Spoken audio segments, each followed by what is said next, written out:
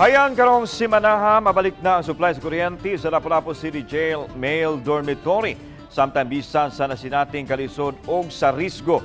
Sulod sa kapin usa ka buwan nga way kuryente, ang Lapu-Lapu City Jail nakadawat og pasidungog sa BGMP 7.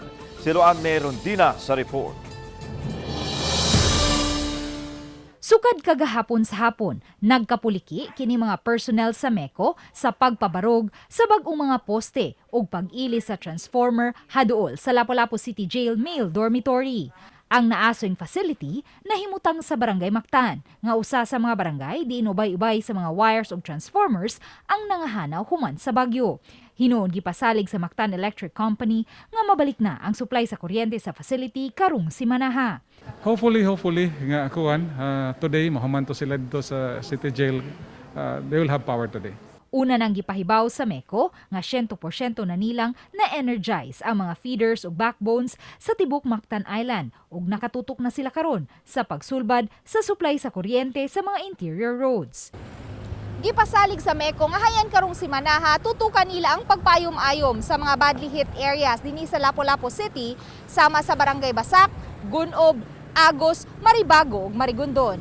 Matod sa warden sa Lapu-Lapu City Jail Male Dormitory, bisan kun may genset sila nga gigamit, apan dili kini paigo nga makahatag og kahayag sa tibok facility. Gamot gyapon mi sa pag-secure sa tong facility, especially on night time. Kay mao lagi nang atong mga silda is wala na yung mga suga.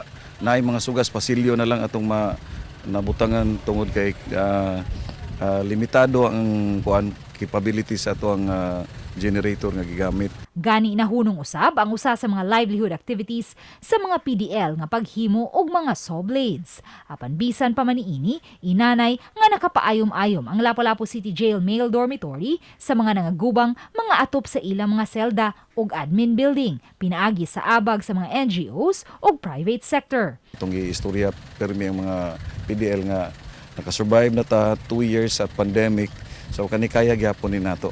Magpatimbangan nilang yun as family kay wala man tay laing option. Taliwa sa kalisod nga giatubang karon sa facility, gipasidunggan ang Lapu-Lapu City Jail Male Dormitory isip Best City Jail sa 4th quarter sa 2021 sa BJMP 7. Uban ni Marlon Melgazo, Luan Merondina, Balitang Bisdak.